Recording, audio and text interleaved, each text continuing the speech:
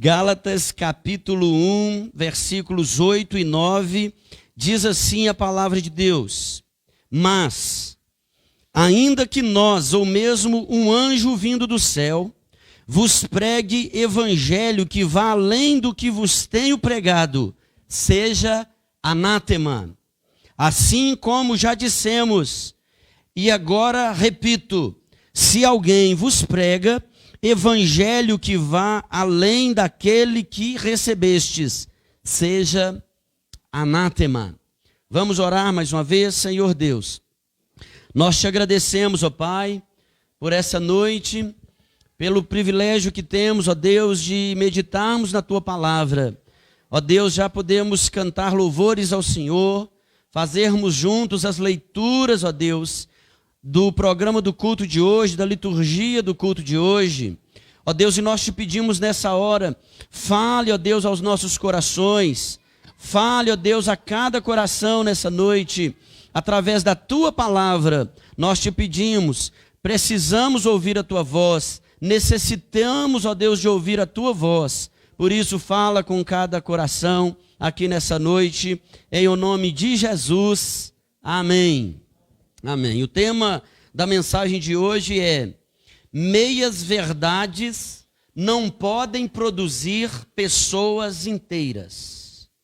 Meias verdades não podem produzir pessoas inteiras.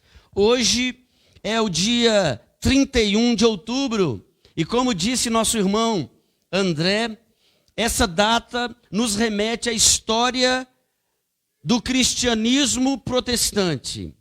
Sim, foi no dia 31 de outubro do ano de 1517, quando um homem chamado Martinho Lutero, um monge agostiniano, um monge da Igreja Católica, obviamente, um professor de teologia, ele se levantou veementemente em defesa das Escrituras Sagradas e contra diversos dogmas do catolicismo romano.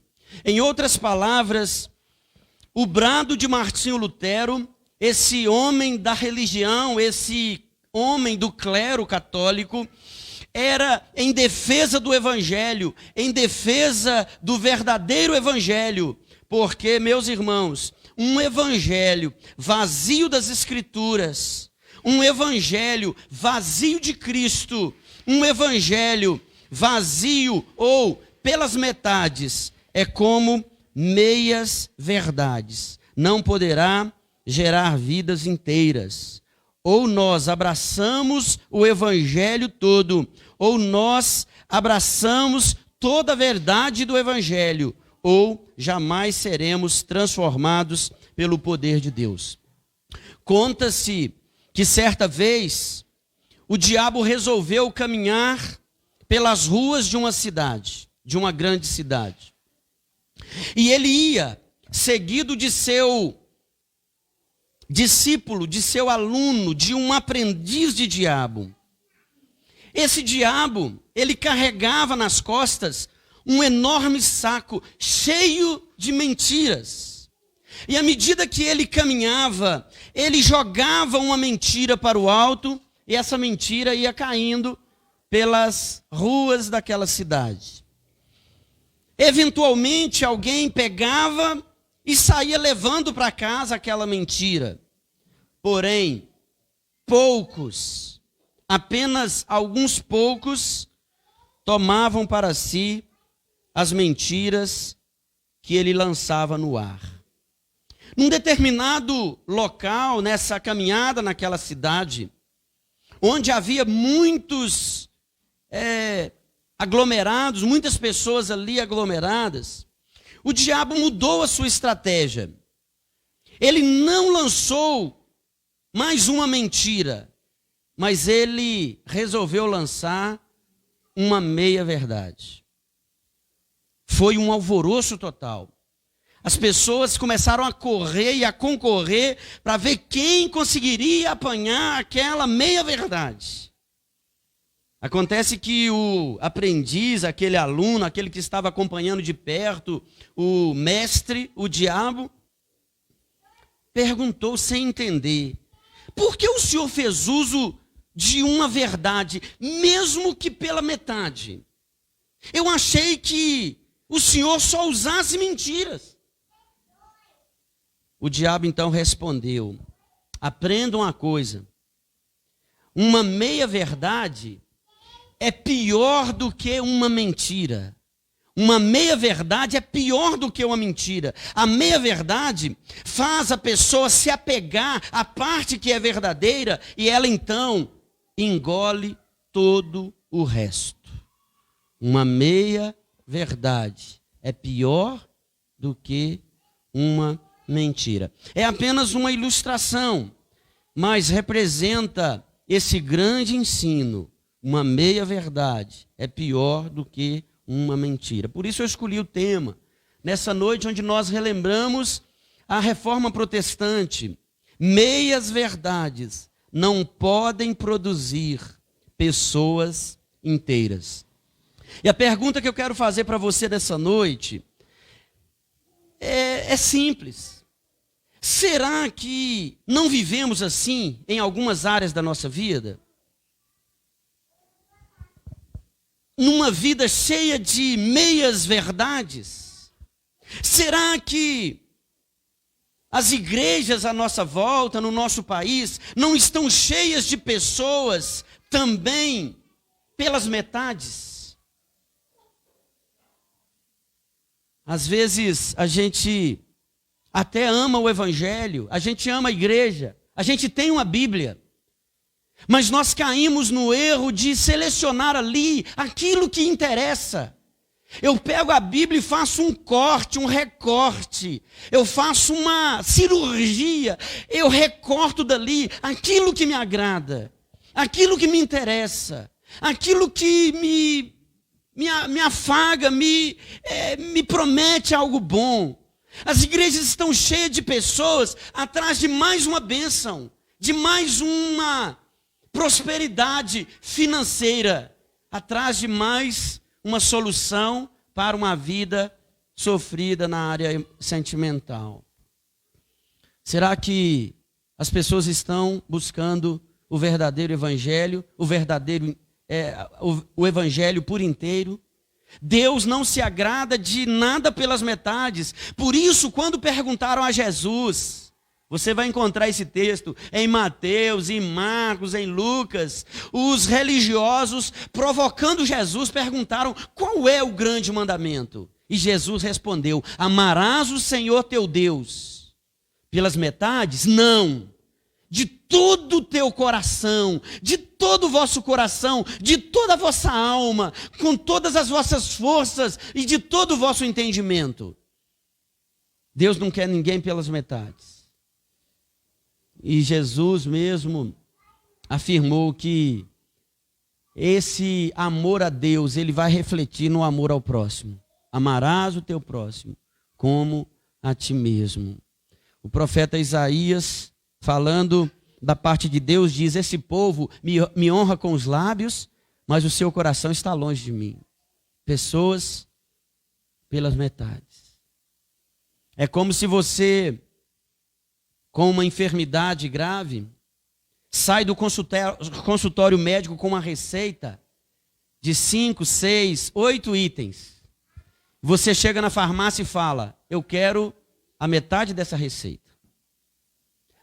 Mas, senhor, o senhor vai precisar da receita completa. Não. Esse médico está querendo que eu gaste meu dinheiro todo. Eu quero a metade da receita. Ele passou amoxicilina com clavulanato? Não, eu quero só amoxicilina. É mais barato. Será que esse doente vai se curar? Será que cortando a vida pela metade, nós não vamos produzindo também em nós pessoas insuficientes, com vazamentos, de compromisso, de uma vida plena, de uma vida inteira?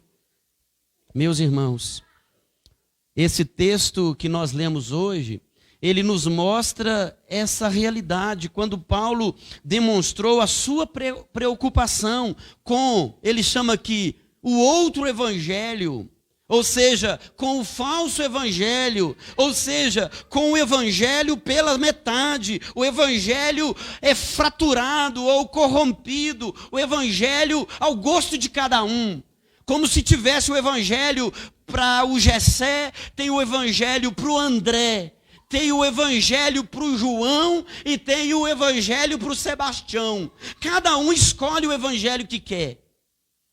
Cada um seleciona o que quer das Escrituras, como se a gente pudesse viver para Deus uma vida pelas metades. Paulo diz, ainda que nós, ou mesmo um anjo vindo do céu, vos pregue outro evangelho, ou vos pregue um evangelho que vá além do que vos tenho pregado, seja anátema, amaldiçoado, seja aniquilado, assim como já dissemos.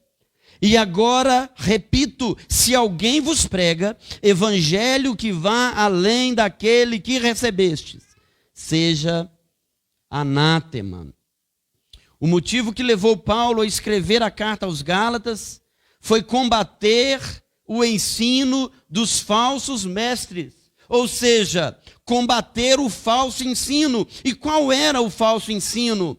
O falso ensino, irmãos, afirmava que os elementos da lei, ou alguns elementos da lei, deveriam ser cumpridos para que a pessoa fosse aceita diante de Deus e assim pudesse ser salva. Os falsos mestres, eles não negavam a fé no Senhor Jesus. Não. Eles afirmavam, você precisa crer em Jesus. Porém, eles ensinavam que deveria haver um acréscimo. Só a fé em Jesus não era suficiente. Eles então ensinavam e pregavam a lei como acréscimo junto à fé no Senhor Jesus. Era o evangelho pela metade. É um Jesus cortado ao meio. É uma fé que não é suficiente para salvar.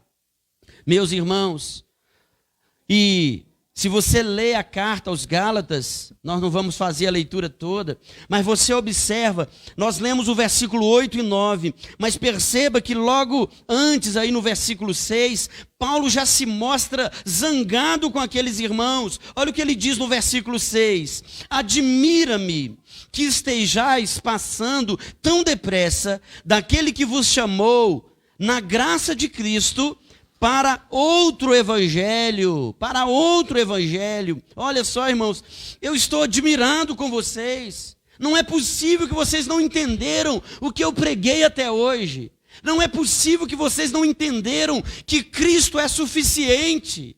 Quando Martinho Lutero levantou lá no ano de 1517 e ali ele afixou nas portas, da igreja ou da catedral de Wittenberg, lá na Alemanha, as 95 teses, cada uma delas apontavam para a suficiência da obra de Cristo, para a suficiência da fé como justificação para a nossa salvação.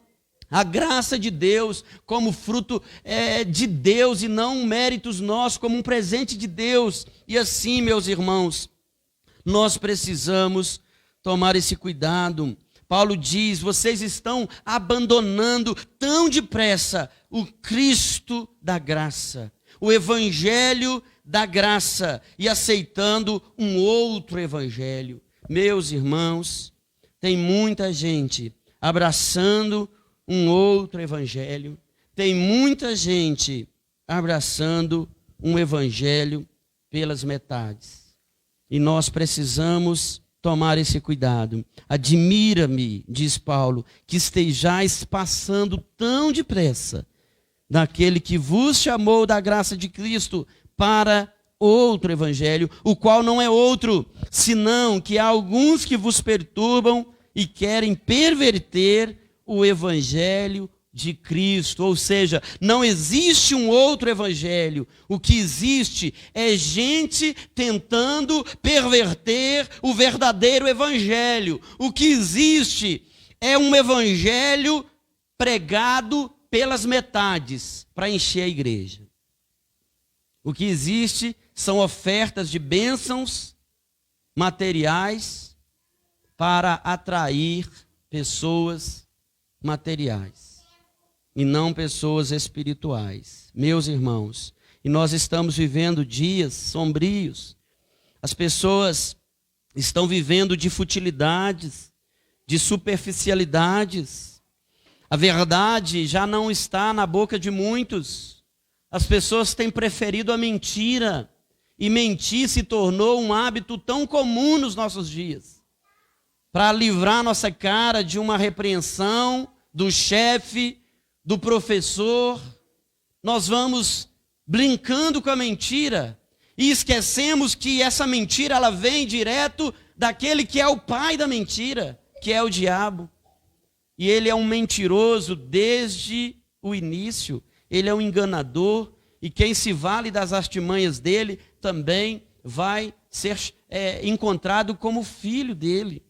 Meus irmãos, são meias verdades, destruindo a consciência e relativizando a vida, a moral e a ética. Isso não tem nada a ver. Isso não tem nada a ver. Sim, eu creio em Jesus, mas não tem nada a ver essa minha vida aqui. Não tem nada a ver eu ter esse modo de viver aqui, porque Deus não está preocupado com essa casca, com esse corpo, não está preocupado com o meu rostinho, nem com o meu corpinho. Jesus está olhando o meu coração. Isso é o evangelho pelas metades, irmãos, porque é com o corpo que nós agradamos e glorificamos a Deus, ou com o corpo que nós ofendemos a Deus. O que Paulo diz em Romanos 12? Apresentai os vossos corpos por sacrifício vivo, santo e agradável a Deus, que é o vosso culto racional. E não vos conformeis com este século, mas transformai-vos pela renovação da vossa mente. É no corpo que nós glorificamos a Deus ou não. E um dos lemas da reforma é: soli Deo glória. A glória é somente a Deus. O que entra pela boca não contamina o homem, mas o que sai, porque de fato o coração ele pode abrigar pecados, violência, adultério, malícia, julgamentos. E Deus conhece o coração, mas o reflexo de um coração imundo vai ser uma vida imunda. Não tem como um coração sujo produzir uma pessoa limpa. O fruto que dá numa árvore é exatamente a natureza da árvore. Uma árvore boa vai produzir frutos bons. Uma árvore má vai produzir frutos maus. Eu queria que vocês fossem comigo num texto de Isaías capítulo 5. Um dos textos tão antigos, né? Pelo menos aí 2.800 anos tem esse texto, aproximadamente. 2.700, 2.750 anos. Olha só, irmãos. Olha se não parece tão atual. Vê se não representa a realidade dos nossos dias e da nossa sociedade. Isaías capítulo 5. Versículo 20, ai dos que ao mal chamam bem, e ao bem mal, que fazem da escuridade luz, e da luz escuridade. Põe o amargo por doce, e o doce por amargo. Ai dos que são sábios aos seus próprios olhos, e prudentes em seu próprio conceito. Ai dos que são heróis para beber vinho e valentes para misturar bebida forte, os quais, por suborno, justificam o perverso e ao justo negam a justiça. Ai daqueles que ao amargo chamam doce, do escuro chamam luz, do doce chamam amargo. Meus irmãos, como eu disse, são a inversão do que Deus planejou para que fosse a nossa vida na presença dele. São meias verdades, destruindo a consciência e trazendo esse relativismo na vida, na moral e na ética. Viver de meias verdades é viver sempre uma vida pelas metades. Viver meias verdades, meus irmãos, é caminhar em círculo, é a vida não sair do lugar. Talvez você não pensou nisso ainda, mas enquanto a gente vive pelas metades, o resultado que você terá será resultado de metade e não de algo inteiro. Você não vai concluir nada enquanto você não for uma pessoa inteira. É não se comprometer. Aquele que vive de meias verdades, ele não se compromete. Ele vai até a metade do caminho.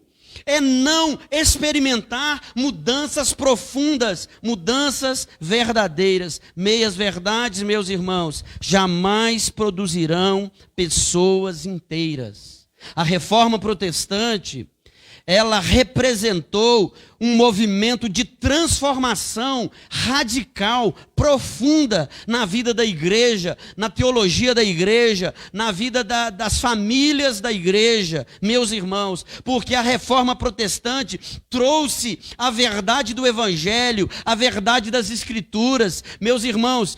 A Reforma, ela impactou e ela abalou toda a estrutura da igreja que estava estabelecida até aquele ano, aquela data.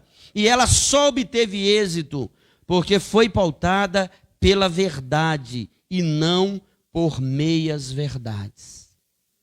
Eu quero concluir a mensagem de hoje pedindo você para pensar na sua vida e na reforma.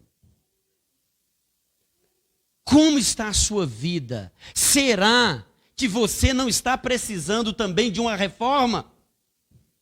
Será que eu e você, que cada um de nós aqui, não estamos, porventura, necessitando de uma reforma no nosso coração, na nossa conduta, na nossa vida? E o que eu quero que você leve no seu coração hoje é que eu e você, nós precisamos, são de verdades absolutas de Deus, são do Evangelho por inteiro, não pelas metades. O que eu e você precisamos da totalidade do Evangelho, não de meias verdades. Não de uma receita médica pela metade. Não de um trajeto de 100 quilômetros, onde nós andamos 50 e paramos, e estacionamos ali e fala, aqui tá bom. Uai, mas o destino não era 100 quilômetros? Não, mas já andei demais. Já andei 50 quilômetros. E você vai parar na metade do caminho. Enquanto você viver a metade do Evangelho, você vai parar na metade do caminho. Você vai ser uma pessoa mais ou menos de Deus. Uma pessoa mais ou menos séria com Deus. Uma pessoa mais ou menos fiel a Deus. Uma pessoa inconstante. Uma pessoa que não avança. Uma pessoa que ao invés de brilhar mais e mais, mantém aquele brilho assim.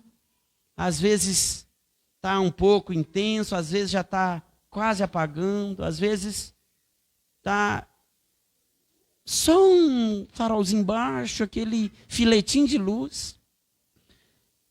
Enquanto a gente não viver a verdade inteira do Evangelho, nós não vamos ver uma vida inteira